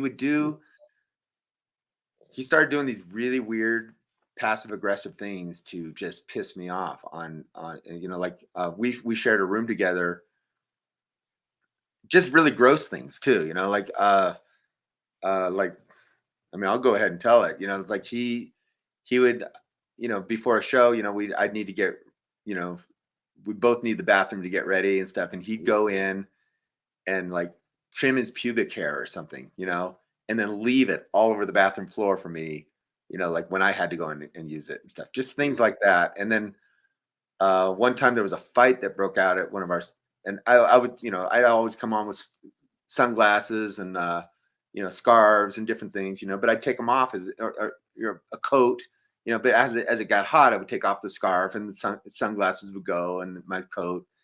And he had this real attitude towards me, but he would do these things behind my back to piss me off. And there was a fight that broke out that I went to try to break up. And then when I came back on stage, I caught him taking all my belongings and stuffing them under the stage to hide them from me. And I caught him doing it. I said, "What the fuck? What the fuck are you doing?" He said, "They were on my drum riser." And I said, "It's not your drum riser. It's our stage, you know, and those are my personal belongings. You know, you don't do that to me, you know." And he would never tell me what he was mad at me for or what it was about, but he just became a complete jerk to me. And you know, at the end of one tour, he just said, "I'm not going out again." It was it, you know. So we got another drummer, and I never figured out what he was upset about, but he just became a real sourpuss. Yeah, it's it's interesting. So you guys try to keep it going. Now this original LA Guns is just you and Tracy at this point. Um, you go a little bit longer, and I don't want to take your whole day talking about LA Guns, but it seems that history repeats itself, and Tracy decides he's over something yet again. Is that right? Uh, you're talking about how it broke up the second time? Yes, 2008, I think. Okay, so here's another record deal I got them. Hmm. So we're touring. You know, Tracy treats me like I'm his best friend as long as he's got a use for me, right? You know, and we both, like we just talked about, he was using me as a pawn, you know. And but treats me like I'm, you know, and this is Tracy's nature, is he'll be really nice when he wants something from you, but the minute he has a chance, he'll stab you in the back when the timing's right. Okay, so it was right in the first time we had a fallout. We had let him back in the band, and everybody got their throat cut. And basically, he needed to figure out how to get all the publishing in his pocket, all the songwriting credit in his pocket. That was for the major record deal. So we had been touring. We met this guy named Johnny B, who had a club that we were touring. We played at in Canada, right? And he wanted to do. He was doing a little video or promo for his club, and Tracy stayed on the bus. He didn't even want to be bothered coming out to meet the guy or something. So I agreed. I mean, I came out and met Johnny B, shook hands, and you know, I'm a friendly guy, and I hit it off with Johnny. We became friends, and he did an interview for me for his show where I didn't know anything about his club, but I really like promoted his club and said, "Hell yeah, we're so excited to be here, Johnny B's, blah blah blah blah blah." Hit it off with Johnny, right? And I started the relationship. And this guy was like just had tons of money, you know, that he was throwing around. He We did the show, and it was a good show. And he wanted us back a second time, so we came back a second time and played for him. And then he started saying, "Hey, you know, I'd like to do a record with you guys." So he started a record label called Alexis Records. Built a beautiful studio up about 2 hours north of Toronto, up on a lake. This compound that he owned, and he just built this. Had an SSL board imported. Had the studio built. Got expert people, like he got Steve Thompson, a big name producer, to come help him build the studio, and then he got Steve Thompson to produce us, and he also got Steve Thompson to produce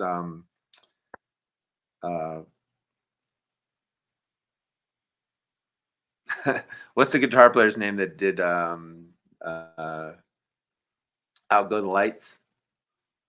Oh, now you got me too. We're gonna have to edit and Google it. You know. Never mind. Anyway, so we went up and we were doing this recording at this compound. So now at this point, Tracy, who was too lazy to come out and meet Johnny B in the beginning, is now kissing this guy's ass now that he knows Johnny B's got money and can help us out and wants to do a record with us, right? Pat Travers. Yeah, Pat Travers, that's right. So same studio with Steve Thompson, Pat Travers did a record there too. So we were up there writing and doing a record, and so you know, here I am. I'm the singer that wrote most of the hits for LA Guns, the staple songs that they did, but what's weird about our deal with Johnny is that it's a $150,000 deal, non-recoupable. It's just an advance. And Tracy and I had formed a partnership, 50-50 split, you know, since we're the two original members. Everybody else is hired hands. So here it is. There's $150,000 coming our way, me and Tracy, that we can dole out however we want. But he starts coming up with these weird scenarios about how this has got to work, right? And he ends up forming an LA Guns LLC with the bass player. Mhm. And I'm like, who he claimed was his son, for some reason. Yeah. And I said, well, how? And then he had a lawyer writing up this contract and a bank account that this $150,000 is going to go into. And so I they needed someone to computer to download the contract to, I happen to have a computer, so I downloaded the contract and I read it and I go, well, how come I'm not part of this contract? This is a little odd. We got $150,000 coming. And they said, oh, well, it's going to go to the LA Guns LLC and it's for your protection. And I'm like, what are you talking about for my protection? Now, how come Jeremy, the bass player, who was wasn't even born when we started this band, why is he on this LLC? And then they decided to, I guess they were trying to open up a bank account at Chase to deposit the money into. Mm-hmm. And I came in and I found out that they weren't even putting my name on the account. And I said to the account manager, I said, hey, my name's got to be on that account. And they look at the lawyer and they said, is this okay? And I ended up getting my name put on that account. But then I had access to the account, and the money, they did put the money in installments, but I looked at the money. I was able to see what was going on with the account, and I realized what was happening is Tracy's trying to figure out how to get all the money into his pocket, and him and Jeremy, I could see that they were spending money on dinners and jewelry for their wives and girlfriends and stuff like that. The money was just dwindling down. And this was supposed to be for the purposes of recording a record. I mean, the recordings itself were going to be paid outside of this $150,000. But still, this was supposed to be for, our use to, we pay the musicians. It's supposed to be, and nobody was managing it. Tracy had started control of everything, right? And then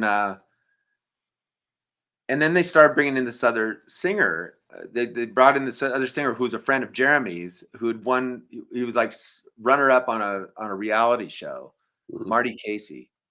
And they wanted me to write they wanted him to help us write. I'm like, all you got to do is sit down with me. I've got a million songs. We can get this record done. We don't need outside songwriters. Why would you hire an outside songwriter to come help me, and yet alone another singer? And you can see it coming a mile a minute, but they were basically trying to get, Tracy was just trying to figure out how to get me out of the band so he could keep the entire advance. And so it was very short-sighted. He's not thinking of the long running thing like, hey, we could do a really cool record, really get a lot of attention, really, launch LA Guns in a whole new way. He was just thinking that $150,000 needs to go in my pocket. That's it. Mm-hmm. And so they got eventually Chad Stewart was the drummer. He talked me into going into, I guess we had a show booked in Mexico City. I went and I didn't want to do it because I wanted to go home and see my son. And Chad was saying, well, Tracy, we had this tour booked with LA Guns and Faster Pussycat. And Chad was saying, look, if we don't do the show and we bail on the show completely, Tammy's not going to want to tour with us. He's going to be really pissed off. And the booking agent also was saying, we really need to do the show. And I said, no. And then they offered me like some sort of minimal, like $500. And I said, no, and anyway, they gave me this big story about how I needed to do the show to kind of save the day, kind of thing. I go, okay, fine. So we put like an all-star version of the band together, and I went and did the show. And by the time I got back to Canada, Tracy was hiding from me. He'd been all over the internet saying, that I stabbed him in the back by going and doing this show behind his back, and I'm like, I have every right to do a show. I mean, and you talked me into doing it. You told me to go do it. Tracy himself told me, go do the show without me. I'm staying here in Canada. So was it a show advertises LA Guns? Yeah, it had been for months and months and months, but Tracy Who bailed. played guitar? Minute. He, again, like in Tracy fashion, he bailed and just said, Right. "I'm staying here where it's comfortable in Canada. You go do the show." And so who was the guitar player that night? The same guitar player for Faster Pussycat, Michael. I forget Michael his last Thomas. name. Yeah, Michael Thomas played, and then Muddy Stardust played bass, which was good. I got to meet up with Muddy. I'd always wanted to play with Muddy, but we went down and just had a fun show. Didn't think anything of it. And we got back to Canada. Tracy had already spread it out all over the internet how I'd stabbed him in the back. So, and then he was hiding from me. He wasn't anywhere on the compound. He was somewhere there in Canada, but and so I ended up packing up my stuff and had it all shipped back to LA because I wasn't driving. We'd driven there in a van. I had all my gear and stuff, so I had to ship my stuff back, and I left the band, and that was it. So what happens to that? What happens to that record? What happens to that money? Well, so the record never came out. Right. The record was recorded. They recorded the record with Marty Casey instead of me. Marty Casey again was like, Tracy giving him all my songs and letting him. That went on to be a big success, obviously. Yeah. So basically, I think Marty Casey went on tour. He did the LA Guns Faster Pussycat tour. Did Rocklahoma and all the shows that I was booked. Was booked as Paul Mars Black, the original singer, playing. He got to do, and apparently he never got paid for any of the shows and ended up leaving the band because he never got paid. And Tracy ended up stealing a bunch of money. And the record never went anywhere because he had a fallout with the guy that paid for the record. And I'm still friends. What happens to all that money that was in the Chase account that's going to jewelry and dinners? It's got to be paid back, right? It kind of went to we went into yet another lawsuit, so that money just went away, except for the money that they managed to swindle and spend on their girlfriends. Right. So what they got through, they got away with. Yeah. It's an amazing world. I try to stay out of these LA. I mean, I've had people on the show talk about it, but it seems like there is a pattern of Tracy not doing shows or bailing on ideas or getting bored with things or starting something else. And this seems like it goes on for the entire career of LA Guns, that something else comes up. Right now, Steve Riley has his own version of LA Guns called Riley's LA Guns. And some people would say that it's a little crazy that a drummer and a bass player have their own band. I think, though, that something like that, I call it a grudge band, a spite band. But I think that sometimes Tracy and Phil, they make such bad decisions, and that the people are supporting this other band even more. I feel like they keep this other band going. Was there ever consideration approaching you for Riley's band? Yeah. Okay. See, the stories keep coming, I know. I feel like here's how Riley even got in the band. Okay. Tracy wanted Steve Riley because of the connection with Wasp. Okay. Well, now Steve Riley said, well, I'll only join the band if you give me a portion of the publishing, an equal amount of the publishing. Well, guess what? Tracy, this is Tracy's ticket to get Steve Riley in the band, because whose publishing is he going to give to Steve Riley? It's mine. He's giving away something that doesn't even belong to him. So he tells Steve, oh, sure, I'll give you the publishing. So that's why Steve Riley's name is all over my songs. I've never even met Steve Riley. And yet Steve Riley's name is on the publishing statements for all my songs. Whenever I get a publishing statement, Steve Riley is getting a portion of these songs that I wrote. And I never even met the guy. Same with Phil Lewis. I'd never met him. I never sat down and co-wrote a song with him. And yet, he gets a piece of my songs. I had to settle that lawsuit, and I gave away stuff that I shouldn't probably really had no business giving away, but I really needed to get that settled. After Steve Riley left the band the first time, I got a call from him, and you know, he goes, look, hey, Paul, you know, I know that, you know, I left LA Guns. He goes, but I know you're the one that wrote all the songs. You're really the, you know, the brains, you know, he's pumping me, my ego. So I'm saying, you know, you're the brains behind all that. Everybody knows it. You're the one that wrote the song. You know, I'd love to start a band with you. Right. So Steve approached me early on about putting a band together. And I said, okay, well, let me think about it. You know, I was trying to be nice, but I just was not going to start a band with him. Uh, Not that I had anything against him. I mean, I think he's probably a decent drummer, but I am very picky about drummers. I mean, I to be honest, I'm my favorite drummer. I really like the way I play drums, and half the time a lot of this record, Everybody Rains on My Parade, I did a lot of the drum tracks myself. Mm-hmm. Steve Riley's decent for a certain kind of thing. I'm that's not the kind of drumming I like. I like stuff to have a feel, has to have a little swing to it. I was a jazz drummer growing up. So for me, everything has to have kind of like a little swing to it. I don't like the power straight ahead drumming, like real stiff power drumming, I call it. It's just got to have a feel, you know, a groove. And it's just, you know, he just wouldn't be my pick for a drummer. And I didn't want to tell him that. I do think he's a decent drummer. I've seen him play before. You probably also were very cautious about getting involved with anything called LA Guns again. Yeah, that too. I had no interest really. You know, you're the drummer of LA Guns. You know, and I can't. I wish I could shake the fact that I was a singer for LA Guns sometimes. You know, it's just it's like it's catch-22. Sometimes it's a foot in the door, and other times it's like LA Guns. You know. And for the genre of music that I really do, if you listen to this record, Everybody Rains on My Parade, it's nothing like metal. It's No, all not at all. Yeah, this is really your roots and what you enjoy. I mean, you describe it. Describe what Sonic Boom is. It because the singles has a kind of a Beatles feel. If it's got a fun feel, you talk about what it is.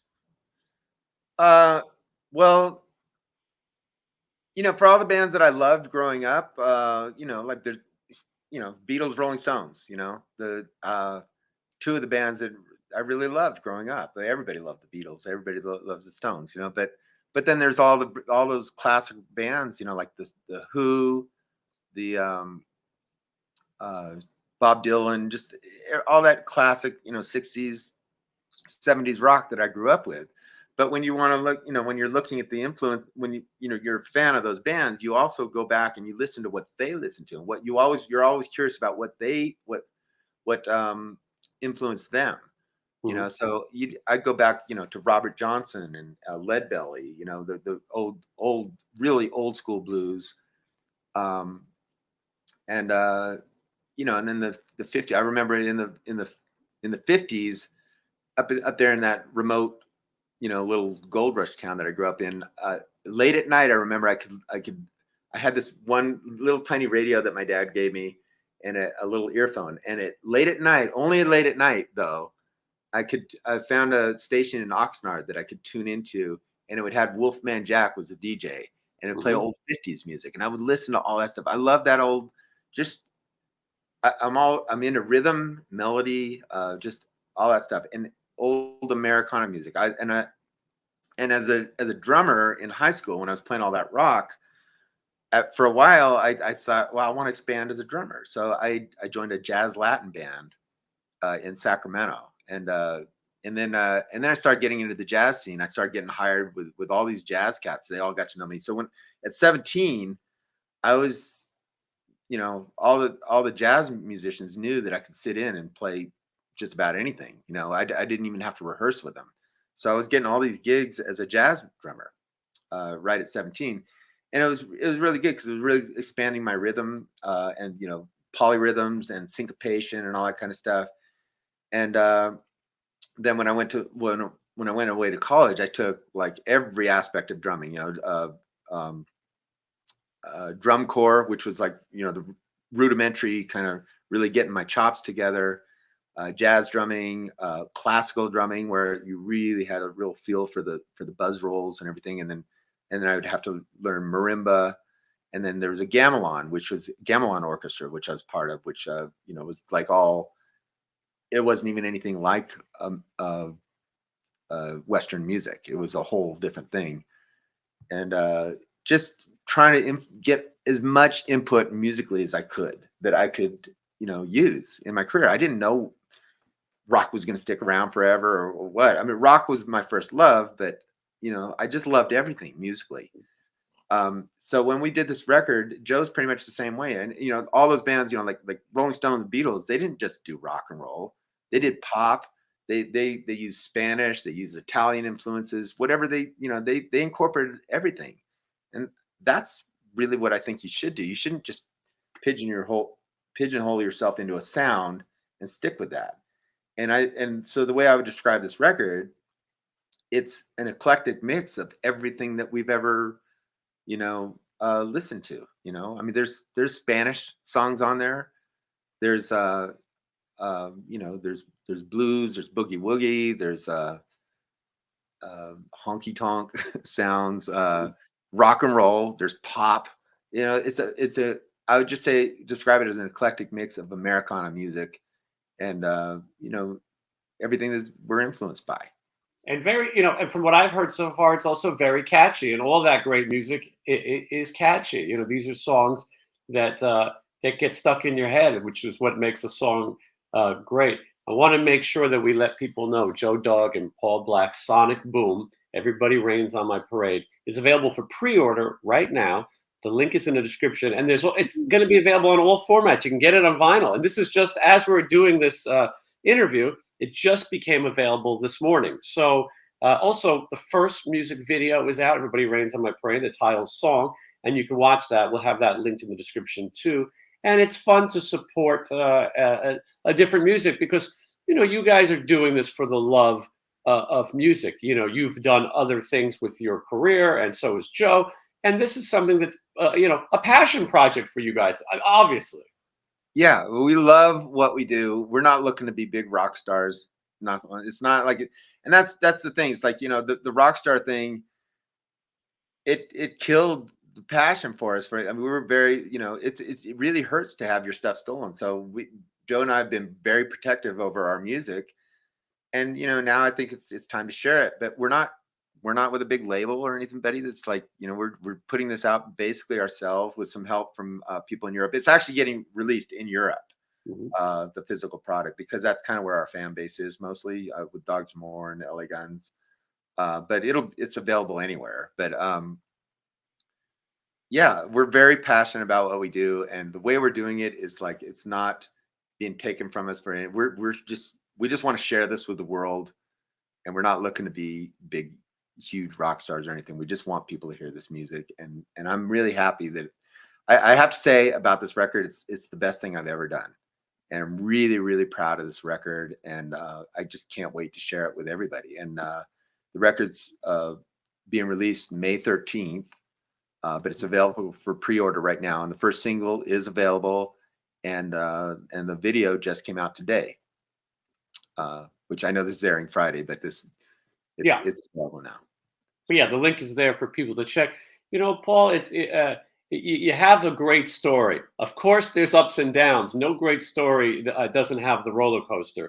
But to see things sort of come a full circle, so to speak, where you're doing what you love, and with someone that you enjoy working with, you don't have the drama and the headaches because and we barely scratched the surface of how crazy your career has been. So to do something that you really love and are passionate about, and to get that out into people's hands and ears is really great. And I'm glad that you were able to join me and share these stories because, obviously you've got a product to sell. You want people to hear this music. So, okay, I'll go and tell these LA Gun stories, one more time, and lose a little piece of my heart every time I tell them. But I think it's good that it's out there and that people know that, when they hear these songs, that this was the person that was behind them. And this is what happened. LA Guns has had, 600 members or something. You must look sometimes and just say like, what the hell happened? It's a bit ridiculous. And yeah, you know what? I mean, at this point, I'm older. but it's like, you know, on one hand, over the years, I've always kind of tried to hold my tongue a little bit because I didn't want to alienate LA Guns fans. But on the other hand, why not be straight up honest about it and let people know? I mean, I really think that, you know, it's a typical rock and roll thing. I think because, you know, I've heard so many other stories of other musicians that have gotten screwed over and had their songs stolen, and it's like, why not? I'm not trying to. If I alienate people, I alienate people. But I think at this point, it's just time to just tell the truth and get the story. It is part of my story. It's a lot of unfortunate things happen, but you know, I'm ready to let them have it. The truth is your strongest weapon. Do you talk to anyone? Do you talk to Mick Cripps? Nope. No.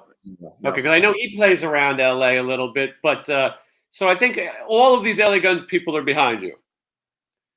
Yeah, if you're a true fan of LA Guns, you'll be a fan of mine because I had a lot to do with the first two records, even though I didn't play on it.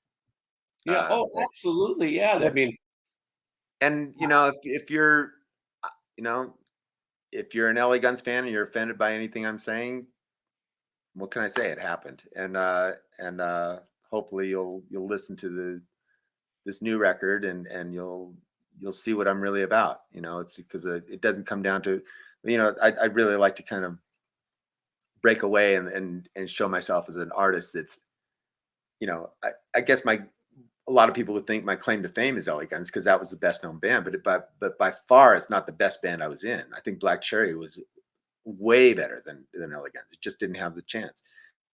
Mau Mau's, I love the Mau Mau's. I love the Joneses. I love the Mau Mau's. They're all great bands.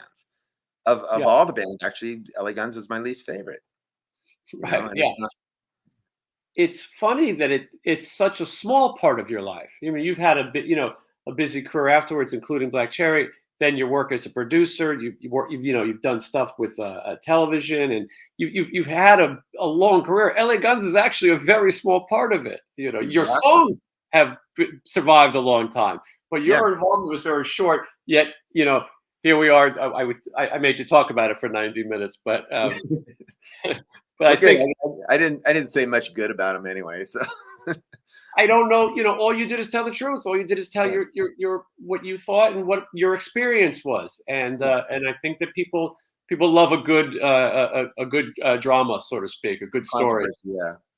Let's make sure that people know. We talk about the past again. Make sure people know about the present. And I'm going to try to get Joe on here too, and we'll talk about what he's got. I know he's got amazing stories too. We'll talk about Dogs some more, and also to continue to promote this record that we really want people to know about. Joe Dog and Paul Black's Sonic Boom. Everybody Rains on My Parade. Available for pre-order now. Music videos out, singles out, singles on Spotify as well if you want to just listen to it there. And Paul, thank you so much for spending the morning with me. Hey, Jason, thank you. It's been a pleasure. And thank you for supporting the music and keeping things alive. And it's been a pleasure talking to you. And I really enjoyed this. Thank you so much. Thank you, Paul. We'll chat again when the record comes out. We'll let people know. Awesome. And get a hold of Joe and get his story too. I will. Absolutely. Thank you.